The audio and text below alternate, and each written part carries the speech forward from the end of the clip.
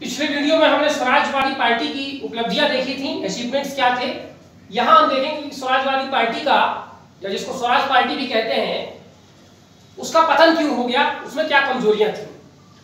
Death of C R. Das in June 1925, June 1925 में CR. दास की मृत्यु हो गई। अच्छा, पिछली वीडियो में हमारी एक गलती ये हो गई थी कि 1925 को मैंने 1935 बता दिया था, ठीक है। तो कांग्रेस में स्वराजवादी पार्टी का विलय 1925 में हुआ था, ठीक है।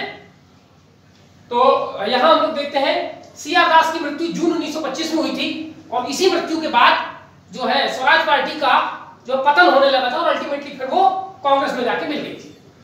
Various leaders of party again showed their faith in mass movement rather than legislative councils. Swaraj party का गठन ही इसलिए हुआ था कि हम लोग लेजिस्लेटिव काउंसिल्स, विधानसभाओं के माध्यम से अपनी बात जनता तक रखेंगे, जन आंदोलन नहीं करेंगे। लेकिन धीरे धीरे जो इसके कुछ मेंबर थे, जैसे कि मोतीलाल नेहरू है, ठीक है, इनका विश्वास फिर से एक बार जन आंदोलन की तरफ आने लगा, और इनको लगा कि लेजिस्लेटिव काउंसिल पर्याप्त नहीं है, हमें जन आंदोलन की ओर जाना चाहिए। और जन आंदोलन करने का काम करती थी कांग्रेस, ठीक है। तो इससे भी पार्टी कमजोर हुई। Various leaders of party attended Lahore session of Indian national Congress 1929 में कांग्रेस का एक सेशन होता है। 1929 में लाहौर में कांग्रेस का एक सेशन होता है, जहां पर एक बहुत बड़ा मास मूवमेंट फिर से लॉन्च करने की बात होती है। उसका नाम रखा जाता है सिविल डिसोबीडियंस मूवमेंट, सविनय अवज्ञा आंदोलन। और स्वराजवादी पार्टी के बहुत सारे नेता इस कॉन्फ्रेंस को, सेशन को कांग्रेस का अटेंड करते हैं, और सिविल डिसोबीडियंस मूवमेंट को अपना सपोर्ट देने की बात करते हैं। यानी एक प्रकार से इंटरनल डिफरेंसेस के कारण स्वराजवादी पार्टी जो है वो बहुत आगे सक्सेसफुल नहीं हो पाई। Constructive works by no changers. अब एक तरफ जो गया सेशन हुआ था कांग्रेस का 1922 में, उसमें कांग्रेस दो भाग में बढ़ गई थी। एक तरफ थे चेंजर्स, जिनको हम स्वराजवादी पार्टी के लोग कहते थे, दूसरे तरफ थे नो चेंजर्स।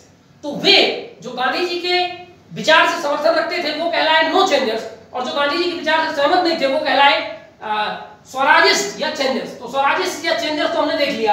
अब दूसरी ओर जब ये लोग ऐसा ये सब कुछ कर रहे थे, उस समय जो गांधी के सपोर्ट में जो लोग थे, नो चेंजर्स, गैर परिवर्तनवादी, वे क्या कर रहे थे? तो उन्होंने कंस्ट्रक्टिव वर्क चला रखा था। उस कंस्ट्रक्टिव वर्क में क्या क्या वो करते थे? Ashrams were set up. भारत में जगह जगह आश्रम स्थापित किए गए, और उन आश्रमों में जो गांधीवादी सिद्धांतों पर विश्वास रखते थे उनको वहां पर रखकर सत्य और अहिंसा की ट्रेनिंग दी जाती थी, समझाया जाता था ये सब क्या है, ताकि जब दोबारा इन लोगों के द्वारा कोई आंदोलन गांधी जी छेड़े तो उनको सत्य और अहिंसा और सत्याग्रह का मतलब जो है वो मालूम हो, ठीक है। Youth members work with tribal and lower caste people.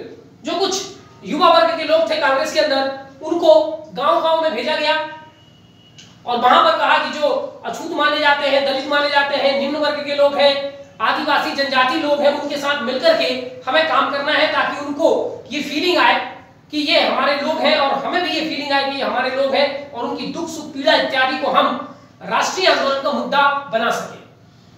Khadi और चरखा का बहुत ज्यादा प्रोत्साहन उनको किया गया, और इसको, खादी और चरखा को, सिंबल ऑफ सेल्फ रिलायंस, ठीक है, आत्मनिर्भरता का जो सिंबल है, उसके रूप में इसको प्रस्तुत किया गया।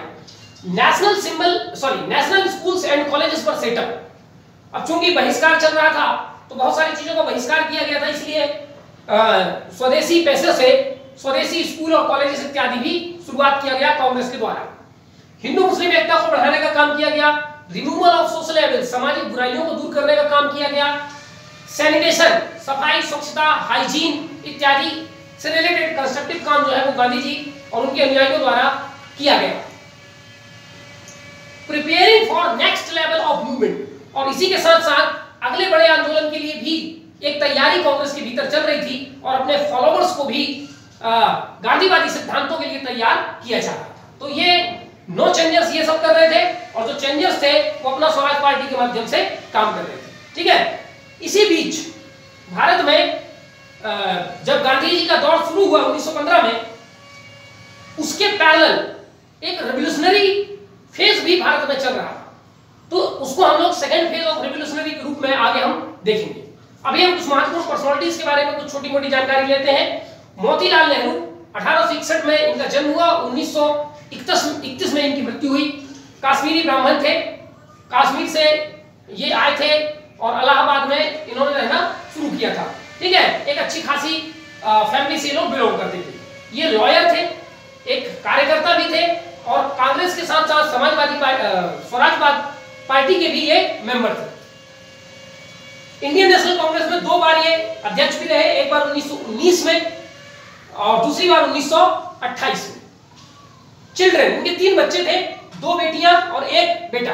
बेटियों में सबसे बड़ी विजया लक्ष्मी पंडित, बहुत महत्वपूर्ण व्यक्तित्व, ये भी first female governor of Maharashtra. Bharat के आजाद होने की बात है, ये जो है महाराष्ट्र की पहली महिला गवर्नर बनी थी। इसके अलावा 8th president of United nation general assembly, संयुक्त राष्ट्र महासभा की ये पहली महिला अध्यक्ष थी और पहली भारतीय भी थी जो उस मुकाम तक पहुंची है उसके बाद। ठीक है, Indian ambassador to Soviet Union and USA, जो आज का रूस है, पहले सोवियत यूनियन कहलाता था, और अमेरिका, ये वहां पर एम्बेसडर भी रह चुकी थी। दूसरे नंबर पे है कृष्णा नेहरू हथी सिंह। ठीक है, ये जो हथी सिंह है, कृष्णा नेहरू हथी सिंह, ये विजय पंडित से छोटी और मोतीलाल नेहरू की दूसरी बेटी, ये बहुत फेमस राइटर के रूप में जानी जाती हैं। और फिर तीसरे नंबर पर जो थे सबसे छोटे जवाहरलाल नेहरू। इनका जो घर है, रेसिडेंस है, उसको आनंद भवन के नाम से जाना जाता है इलाहाबाद में। अब तो वो एक म्यूजियम के रूप में उसको कन्वर्ट कर दिया गया है। न्यूज़पेपर, इन्होंने एक द इंडिपेंडेंट नामक अखबार इन्होंने निकाला। Leader of opposition in imperial legislative council from Swaraj party. तो स्वराज पार्टी हम लोग ऑलरेडी जानते हैं, नवंबर 1923 के चुनाव में भाग लिया था और सेंट्रल लेजिस्लेटिव काउंसिल में काफी सीटें जीती थी और ये सबसे महत्वपूर्ण अपोजिशन पार्टी थी। तो उस पार्टी में जो लीडर ऑफ अपोजिशन था, मोतीलाल नेहरू को बनाया गया था। 1927 में साइमन कमीशन का विरोध करने के कारण कांग्रेस ने अपनी एक खुद की कमीशन बनाई थी ताकि भारत का संविधान कैसे बनेगा इस बात की जांच करने के लिए। उसको बोला जाता था नेहरू कमीशन, जिसके अध्यक्ष मोतीलाल नेहरू ही थे और बाद में इस कमीशन ने जो रिपोर्ट दिया था उसको नेहरू रिपोर्ट के नाम से जानते हैं 1928 में। तो ये महत्वपूर्ण कुछ जानकारी मोतीलाल नेहरू के बारे में। अगले महत्वपूर्ण व्यक्ति चित्तरंजन दास, कलकत्ता के महत्वपूर्ण, ये एक रेवोल्यूशनरी सोच के व्यक्ति थे। बाद में फिर ये थोड़े से मॉडरेट विचारधारा के हुए और कांग्रेस में शामिल हो गए। बाद में कांग्रेस से नहीं बनी और फिर उन्होंने स्वराज पार्टी का गठन किया। 1870 में इनका जन्म हुआ और 1925 में इनकी मृत्यु हुई। ये बाय प्रोफेशन लॉयर थे, पॉलिटिकल एक्टिविस्ट थे और इनको देश बंधु के नाम से इनको जो है जाना जाता है। तो ये टाइटल्स आपको याद रखना है। ठीक है, किसको देश बंधु कहा जाता था, किसको दीन बंधु कहा जाता था, किसको लोकमान्य कहा जाता था, ये तमाम टाइटल्स आपको याद रखते चलना है। डिफेंडेड अरबिंदो घोष इन अलीपुर बम केस। अलीपुर बम केस कलकत्ता में जो हुआ था उसमें अरबिंदो घोष को भी एक एक्यूज्ड बनाया गया था। तो अरबिंदो घोष की ओर से ये उनके वकील बने थे, उनकी पैरवी किया था और अल्टीमेटली अरबिंदो घोष को छोड़ दिया गया था। इन्होंने एक न्यूज़पेपर जारी किया था जिसका नाम था फॉरवर्ड। बाद में इस न्यूज़पेपर का नाम बदल करके लिबर्टी रख दिया गया था। First mayor of Calcutta municipal corporation, Calcutta नगर निगम के ये पहले मेयर बने थे चित्तरंजन दास। इनके जो डिसाइपल थे, शिष्य और इनके बहुत बड़े अनुयायी वो थे सुभाष चंद्र बोस। तो इनकी जो आइडियोलॉजी थे उसको आगे बढ़ाने का काम सुभाष चंद्र बोस ने किया। Also a poet. ठीक है, ये एक बड़े बड़े महत्वपूर्ण अंग्रेजी और बंगाली भाषा के कवि भी थे। अगले व्यक्ति हैं भूला भाई देसाई। 1877 में इनका जन्म हुआ, गुजरात के महत्वपूर्ण नेता, और 1946 में इनकी मृत्यु हुई। ये बाय प्रोफेशन लॉयर थे और एक पॉलिटिकल एक्टिविस्ट थे। Well known for his defence of 3 Indian national army soldiers accused during world war second. द्वितीय विश्व युद्ध के समय सुभाष चंद्र बोस ने जो आजाद हिंद फौज बनाया था, जिसको अंग्रेजी में इंडियन नेशनल आर्मी कहते थे, हिंदी में आजाद हिंद फौज कहते थे, उन्होंने द्वितीय विश्व युद्ध के समय में अंग्रेजों के खिलाफ बहुत कुछ कार्यक्रम किया था, जिसके कारण उन पे आरोप लगे थे, उनको फांसी की सजा सुना दी गई थी। तो उन सैनिकों की ओर से पैरवी करने वाले जो वकील थे उनमें भूला भाई देसाई एक महत्वपूर्ण व्यक्ति थे। ठीक है, लियाकत देसाई एग्रीमेंट 1945 में कांग्रेस की ओर से भूला भाई देसाई और मुस्लिम लीग की ओर से लियाकत अली, इन दोनों के बीच में कुछ समझौता होता है कि आगे हमको क्या करना है। हालांकि उस समझौते का पालन फिर नहीं होता और अल्टीमेटली विभाजन भारत का हो जाता है। तो लियाकत देसाई एग्रीमेंट हम लोग आगे डिटेल से समझेंगे, ठीक है। तो इस एग्रीमेंट को कांग्रेस की ओर से करने में भूलाभाई देसाई की बड़ी महत्वपूर्ण भूमिका थी। अगले महत्वपूर्ण व्यक्ति हैं विट्ठल भाई पटेल। 1873 में इनका जन्म हुआ और 33 में इनकी मृत्यु हुई। गुजरात के बड़े महत्वपूर्ण नेता सरदार वल्लभ भाई पटेल के बड़े भाई, बाय प्रोफेशन ये लॉयर थे, लेजिस्लेटर, स्वराज पार्टी की तरफ से चुनाव लड़ा था और फिर ये इंपीरियल लेजिस्लेटिव काउंसिल में स्पीकर भी बने थे, जिसको उस समय प्रेसिडेंट कहते थे, ठीक है। जब ये स्पीकर बने थे इंपीरियल लेजिस्लेटिव काउंसिल में, तो लोकसभा के बहुत सारे नियम जो आज हमें देखने को मिलते हैं कि लोकसभा की कार्यवाही कैसे शुरू होगी, ठीक है, और अगर वोटिंग होती है और दोनों तरफ से समान वोटिंग आ जाती है तो फिर जो स्पीकर है वो अपना वोट दे सकता है, डिसाइडिंग वोट, ये तमाम कुछ परंपराएं रीति रिवाज इन्होंने स्पीकर रहते हुए शुरू किया था, ठीक है। और एक पॉलिटिकल एक्टिविस्ट भी थे ये।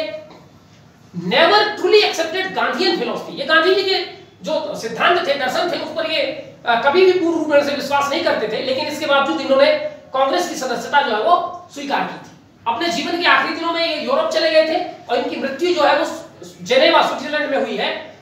तो वहीं से उन्होंने अपनी जीवन की पूरी कमाई का 3/4 हिस्सा, 3/4 मान लगभग 75% हिस्सा सुभाष चंद्र बोस के नाम कर दिया था और सुभाष चंद्र बोस को चिट्ठी लिखी थी कि इस पैसे का उपयोग भारत के राष्ट्रीय आंदोलन के लिए किया जाए।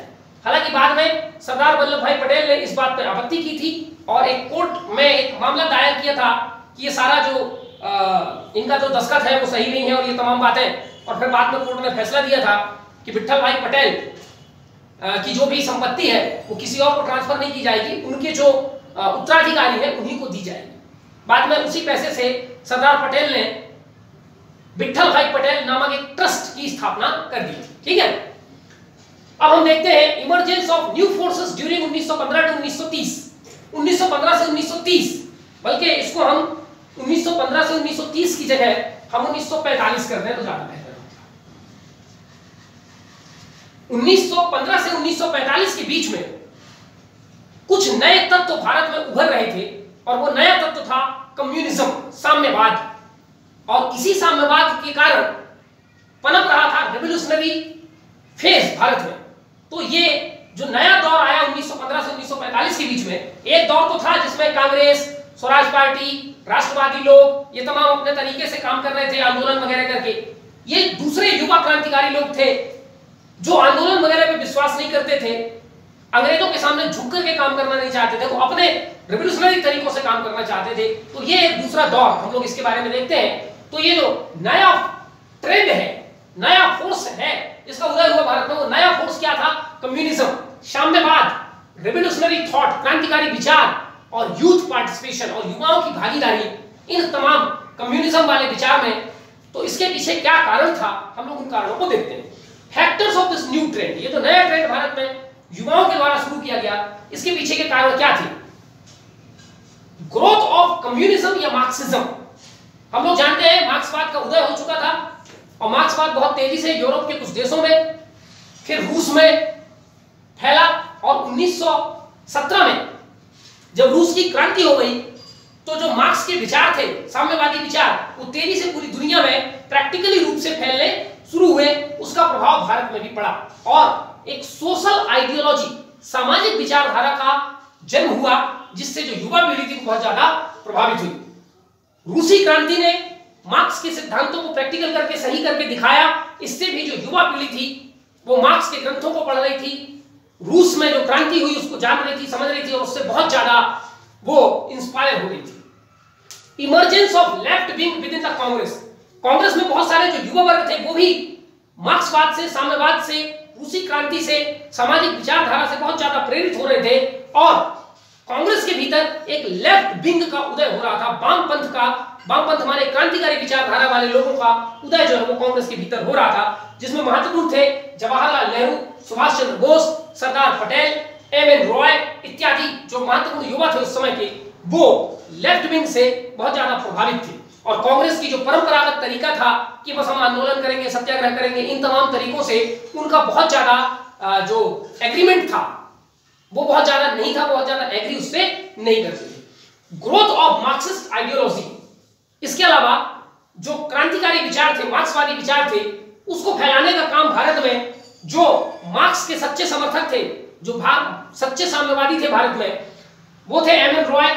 ये साम्यवादी थे। जवाहरलाल नेहरू और सुभाष चंद्र बोस वगैरह ये समाजवादी थे, ये सोशलिस्ट को ज्यादा प्रेफर करते थे। लेकिन जो एम एन रॉय वगैरह हैं वो ट्रू मार्क्सिस्ट या ट्रू कम्युनिस्ट थे। तो एम एन रॉय, नलिनी गुप्ता, रजनी पामदत्त और यंगस्टर्स में भगत सिंह और उसके बाकी जो अनुयायी थे वो मार्क्स के विचारों से, उसके साम्यवादी विचारों से बहुत ज्यादा प्रभावित थे और वो क्रांति का समर्थन करते थे और नारे लगाते थे इंकलाब जिंदाबाद। ठीक है। Foundation of communist party of India, इन्हीं विचारों से प्रभावित होकर के भारत में कम्युनिस्ट पार्टी ऑफ इंडिया की स्थापना 1925 में की जाती है। हालांकि इसकी शुरुआत 1920 से ही कर दी जाती है। तो आगे हम कम्युनिस्ट पार्टी देखेंगे। No trust over Gandhian methodology, जो युवा वर्ग उभर रहा था भारत में और जो विभिन्न प्रकार की राष्ट्रीय अंतरराष्ट्रीय घटनाओं से प्रेरित होकर के देश के लिए कुछ करना चाहता था, अपना आत्म बलिदान देना चाहता था, ऐसे लोगों को गांधीवादी फिलॉसफी में कोई विश्वास नहीं था, क्योंकि उबलता हुआ खून गर्म दिमाग के लोग और गांधी कहते थे मार खा के आ जाओ, ये बात उनको हजम नहीं हो रही थी। इसलिए उनको लगा कि हमें अपने तरीके से कुछ काम करना होगा। Criticised both Indian national Congress and Swaraj party, ये जो नए वर्ग उभर रहे थे ये ना तो कांग्रेस का समर्थन करते थे, ना स्वराज पार्टी का समर्थन करते थे, ना ही किसी दूसरी पॉलिटिकल पार्टी का। इनके कार्य करने का तरीका अपना अलग था, वो क्रांतिकारी तरीका था जिसमें ज्यादातर घटनाएं अंडरग्राउंड होकर के किया जाता था, क्योंकि डर होता था कि पकड़े गए तो फिर फांसी की सजा दे दी जाएगी और कोई भारत में हमें बचाने वाला तो है नहीं।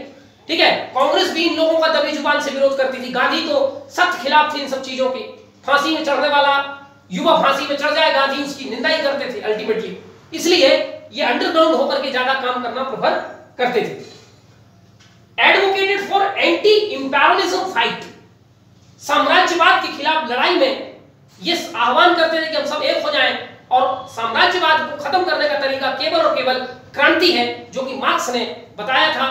फिर बाद में लेनिन ने भी रूसी क्रांति के माध्यम से यही बताया। तो ये लोग क्रांति को ही वो हथियार समझते थे जिसके माध्यम से जो साम्राज्यवाद है, पूंजीवाद है, उसको उखाड़ फेंका जा सकता है। एस्टैब्लिशमेंट ऑफ स्टूडेंट लीग्स, ये जो युवा लोग थे इन्होंने छात्र लीगों की स्थापना की, छात्र संघों की स्थापना की। उन बहुत सारे छात्र संघ मद्रास में, बंबई में, कलकत्ता में ये सब बनाए गए। उनमें से एक बड़ा महत्वपूर्ण था ऑल इंडिया स्टूडेंट यूनियन, 1928 में बनाया गया था और जिसके प्रेसिडेंट थे जवाहरलाल नेहरू। इसी प्रकार बंगाल इत्यादि में भी कई स्टूडेंट यूनियन बनाए गए जिनमें साम्यवादी और क्रांतिकारी विचारों को फैलाया जाता था और उनको क्रांति के लिए इन युवाओं को तैयार किया जाता था। Growth of trade unions, trade union का कॉन्सेप्ट भी साम्यवाद का कॉन्सेप्ट है। तो वर्कर्स, मजदूरों के बीच में ट्रेड यूनियंस की स्थापना की गई और उनके अंदर भी क्रांतिकारी विचार भरे गए। पूंजीवाद का विरोध, साम्राज्यवाद का विरोध, उनके अंदर ये सारी बातें भरी गई। ऐसा ही एक महत्वपूर्ण trade union all India trade union Congress AITUC, जिसकी स्थापना 1920 में एक साम्यवादी नेता मल्हार नारायण जोशी या MN जोशी के द्वारा किया गया था। बाद में इसी यूनियन ने 1923 में 1 मई को लेबर डे मनाना शुरू किया भारत में। इंक्रीज इन रिवोल्यूशनरी एक्टिविटीज, और इन तमाम विचारधाराओं का प्रभाव यह पड़ा कि भारत में क्रांतिकारी विचार बहुत तेजी से पनपे और क्रांतिकारी गतिविधियां भारत का में शुरू हुई, जो कि क्रांतिकारी गतिविधियों का दूसरा चरण भारत में शुरू हुआ। ठीक है। तो हम लोग आगे देखते हैं कम्युनिस्ट पार्टी ऑफ इंडिया और उसके बाद में सेकंड फेज ऑफ रिवोल्यूशनरी हम भारत में देखेंगे। Communist party of India idea came to form in Tashkent in 1920 by MN Roy. MN Roy और उसके कुछ महत्वपूर्ण साथी लोग ताशकंद, आजकल उज्बेकिस्तान की राजधानी है ताशकंद, ये वहां पर थे। उस समय ताशकंद जो है वो सोवियत यूनियन का हिस्सा हुआ करता था।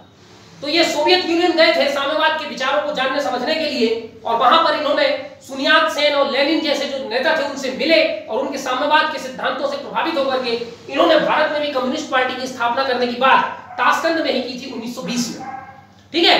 और उसमें महत्वपूर्ण व्यक्ति थे MN रॉय और इनके कुछ साथी लोग भी थे। तो MN रॉय और उनके सारे साथियों को मिलाकर के जो कम्युनिस्ट विचारधारा से प्रभावित थे उनको ताशकंद ग्रुप कहा जाता था। ठीक है। तो ताशकंद ग्रुप के लोग, जिसमें MN रॉय बड़े महत्वपूर्ण व्यक्ति थे, उन्होंने 1920 में ऐसी पार्टी बनाने की बात कही। लेटर बाद में ऑफिशियली ये पार्टी 26 दिसंबर 1925 को कानपुर में ये पार्टी वास्तव में ऑफिशियली बन गई। अब चूंकि जब ये पार्टी बनी तो ये रिवोल्यूशनरी एक्टिविटीज को प्रोत्साहित करती थी, इसलिए बहुत जल्दी इसको ब्रिटिश गवर्नमेंट ने इस पर बैन लगा दिया और बाद में इसको ऑफिशियली एक पॉलिटिकल पार्टी का दर्जा 1939 में इसको मिलता है। लेकिन अपनी जन्म 1925 से लेकर के 1939 तक 1939 तक ये भारत में एक बैंड और एक टेररिस्ट टाइप की ऑर्गेनाइजेशन ब्रिटिश गवर्नमेंट इसको ट्रीट करती है। इसलिए इसके ज्यादातर मेंबर जो कि क्रांतिकारी थे वो अंडरग्राउंड होकर के काम करते हैं, देश की आजादी का समर्थन करते हैं, गांधीवादी फिलॉसफी पर विश्वास नहीं करते, क्रांति और क्रांति के साधनों का उपयोग करके ये पूंजीवाद और साम्राज्यवाद को उखाड़ फेंकना चाहते हैं। ये इनकी आइडियोलॉजी थी। मेंबर्स, कुछ महत्वपूर्ण जो इसके सदस्य थे, S.A. डांगे, नलिनी गुप्ता, अबनी मुखर्जी जेंट्स थे, लेडीज नहीं थी, ठीक है, मुजफ्फर अहमद, शौकत उस्मानी, चारू मजूमदार, हसरत मोहानी जिन्होंने इंकलाब जिंदाबाद का नारा दिया था, मलयपुरम सिंगारवेलु, S.B. घाटे इत्यादि ये महत्वपूर्ण व्यक्ति थे जो कि कम्युनिस्ट पार्टी ऑफ इंडिया के मेंबर्स थे। हेडक्वार्टर इसका न्यू दिल्ली में रखा गया था और ये अपने विचारों को फैलाने के लिए भारत के अनेक जगहों से न्यूज़पेपर प्रकाशित करते थे। उनमें कुछ महत्वपूर्ण न्यूज़पेपर है न्यू एज, कालांतर, जनशक्ति, प्रजा प्रकाशम, मुक्ति संघर्ष इत्यादि। कभी परीक्षा में ये न्यूज़पेपर का नाम देके पूछ सकते हैं कि इनमें से कौन सा जो न्यूज़पेपर है वो रिवोल्यूशनरी विचारधारा का नहीं था या कम्युनिस्ट पार्टी ऑफ इंडिया से नहीं था, तो आपको ये ध्यान रखना है।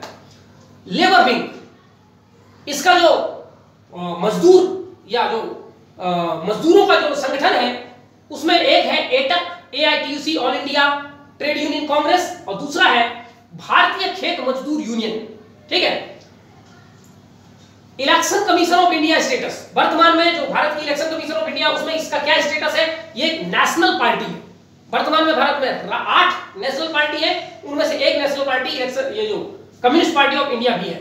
आइडियोलॉजी, इसकी आइडियोलॉजी मार्क्सवाद, लेनिनवाद, लेफ्ट विंग से ये प्रभावित होकर के इनकी वही आइडियोलॉजी है, ठीक है। इस पार्टी ने फाउंडेड लीग अगेंस्ट गांधीज्म, 1934 में गांधी और गांधी के विचारों का विरोध करने के लिए और अपने तरीके से कंट्रीब्यूट करने के लिए एक लीग बनाया था जिसका नाम रखा गया था लीग अगेंस्ट गांधीज्म।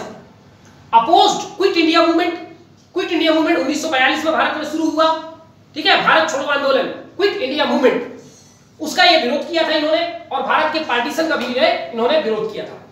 1952 में लीडिंग अपोजिशन पार्टी इन लोकसभा में ये पहली अपोजिशन पार्टी थी, ठीक है, लोकसभा में। स्प्लिट 1964 में ये जो पार्टी थी ये 2 भागों में बढ़ गई, एक तो जो ओरिजिनल थी CPI और दूसरी हो गई CPI-M। उन्होंने अपने नाम में M लगा लिया, M का मतलब है मार्क्सिस्ट, तो communist party of India Marxist. कभी कभी CPI-M को CPM भी कह दिया जाता है, ठीक है। तो ये पार्टी 1964 में ज्योति बसु द्वारा बनाई गई थी, CPI से अलग होकर के, ठीक है। वर्तमान में दोनों का झंडा एक है लेकिन दोनों के इलेक्शन सिंबल अलग अलग है, ठीक है। तो आप थोड़ा इंटरनेट पर सर्च कर लीजिएगा, मैंने CPI का जो सिंबल है, पार्टी सिंबल और इलेक्शन सिंबल दोनों मैंने आपको व्हाट्सएप कर दिया, आप देख लीजिए, ठीक है। Communist party of India Marxist का इलेक्शन सिंबल आप अलग से देख लीजिएगा, ठीक है। जनरल सेक्रेटरी, वर्तमान में इस पार्टी के जो जनरल सेक्रेटरी है वो है D राजा, और जो पहले थे 1925 में वो थे S.B. घाटी, ठीक। तो ये कुछ जानकारी हो गई कम्युनिस्ट पार्टी के बारे में। M.N. रॉय, अब आपके लिए होमवर्क ये है कि आप घर में इन दोनों में अंतर कर लेना कि CPI क्या है और CPI-M क्या है, ठीक है। दोनों का हेडक्वार्टर, दोनों का लेबर विंग, ये तमाम 7-8 पॉइंट में अंतर आप लोग कर लीजिएगा, मैं चेक कर लूंगा। अब महत्वपूर्ण व्यक्ति M.N. रॉय के बारे में हम लोग थोड़ी सी जानकारी लेते हैं।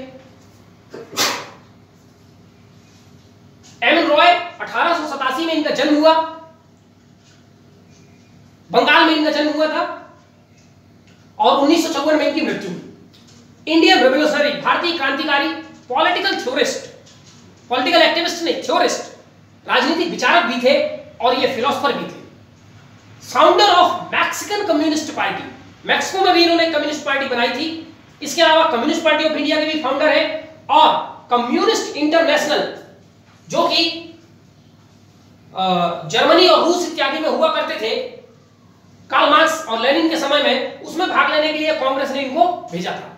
ठीक, ये छोटी सी जानकारी इनके बारे में, और भी बहुत सारी जानकारी हमको और आगे पढ़ेंगे। ठीक है, second phase of revolutionary activities. अब हम यहां देखेंगे कि भारत में जो क्रांतिकारी दौर का दूसरा चरण शुरू हुआ 1915 से 1945, और एक था 1915 से पहले, तो वो पहले वाला हमने देख लिया है। अब दूसरा हम देखेंगे, पहले हम देखेंगे क्यों ये जो दूसरा रेवोल्यूशनरी दौर है इसके शुरू होने के पीछे कारण क्या थे। पहला कारण था India's participation in world war first but no gain. एक तो ये जो क्रांतिकारी थे ये पहले से मना कर रहे थे कि हमें प्रथम विश्व युद्ध में अंग्रेजों का साथ नहीं देना है, लेकिन फिर भी भारत और कांग्रेस के लोगों ने भारत का साथ दिया इस आशा से कि हमको कुछ मिलेगा, लेकिन रिजल्ट क्या हुआ, कुछ नहीं मिला। इस बात ने क्रांतिकारियों के दिमाग में और ज्यादा गुस्सा भर दिया। दूसरा, डिफेंस ऑफ इंडिया एक्ट जो कि 1915 में आया था, जिसका उद्देश्य क्रांतिकारियों को दबाना, कुचलना, उनको पकड़ के जेल में डाल देना था। रॉलेट एक्ट कितना खतरनाक एक्ट था, जलियांवाला बाग मैसेरे, ऐसी तमाम घटनाएं।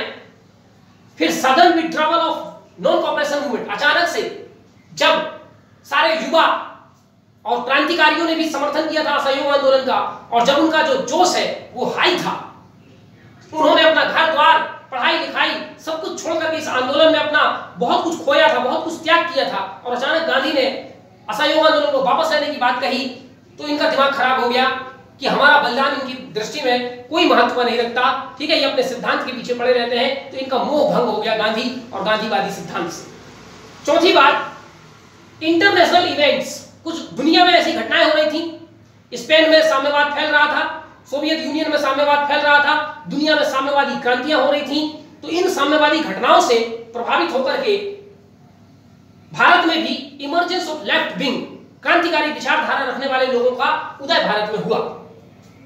रेवोल्यूशनरी न्यूज़पेपर्स, कुछ ऐसी अखबारें चलती थी जो क्रांतिकारी विचारों से भरी पड़ी होती थी, जिनको पढ़ने के बाद अपने आप जोश जो है वो हाई हो जाता था। ऐसे अखबारों में है आत्मशक्ति अखबार, सारथी, बिजोली, बिजोली बंगाली भाषा जिसका मतलब होता है बिजली, थंडर, ये कुछ महत्वपूर्ण अखबार थे। इसके अलावा रिवोल्यूशनरी लिटरेचर, जैसे कि सचिन सन्याल का एक नॉवल था बंदी जीवन, और शरत चंद्र चट्टोपाध्याय का एक नॉवल था पाथेर डाबी। ये बड़े क्रांतिकारी नॉवेल्स थे। इनको पढ़कर के जो हमारे क्रांतिकारी थे उनको देश के लिए मर मिटने की प्रेरणा जो है वो मिलती थी। ग्रोइंग वर्कर कॉन्शियसनेस, क्योंकि साम्यवाद का उदय हो चुका था और साम्यवाद का जो आधार है वो आधार ही मजदूर है, तो धीरे धीरे मजदूर चेतना का भारत में विकास हो रहा था। मजदूरों के अंदर साम्राज्यवाद और पूंजीवाद के खिलाफ एक गुस्सा, एक रोष भड़क रहा था। तो ये भी धीरे धीरे जो मजदूर वर्ग के लोग थे वो भी एक्टिव हो रहे थे रेवोल्यूशनरी एक्टिविटीज में। ब्रिटिश रिप्रेसिव पॉलिसी, अंग्रेज अपनी शोषणकारी नीतियों से बाज नहीं आ रहे थे, नियम बनाकर, कानून बनाकर, लोगों को जेलों में डालकर तमाम प्रकार का शोषण जो है वो कर रहे थे। जैसे चौरा चौरी कांड के बाद सैकड़ों लोगों, 200 से ज्यादा लोगों में से किसी को फांसी की सजा, किसी को जेल की सजा, तमाम सजाएं दी गई थी। इन सारी घटनाओं ने और ज्यादा गुस्से को लोगों के भड़का दिया। No gain from Gandhian philosophy, इधर गांधी अपनी फिलॉसफी दिखा रहे थे, लेकिन उससे कुछ खास गांधी जी को और भारत को प्राप्त नहीं हो रहा था। इन सब घटनाओं ने मिलीजुली रूप से भारत के युवा वर्गों को अपने तरीके से काम करने के लिए, क्रांतिकारी तरीका अपनाने के लिए प्रेरित किया। अब हम देखेंगे आगे कि कौन कौन सी महत्वपूर्ण क्रांतिकारी घटनाएं 1915 से 1945 तक जो है हमें देखनी है, और उसके बाद फिर हम लोग वापस लौटेंगे गांधी की तरफ, और फिर सिविल डिसोबीडियंस मूवमेंट 1928 में हम लोग शुरू करेंगे। ठीक है, तब तक के लिए धन्यवाद।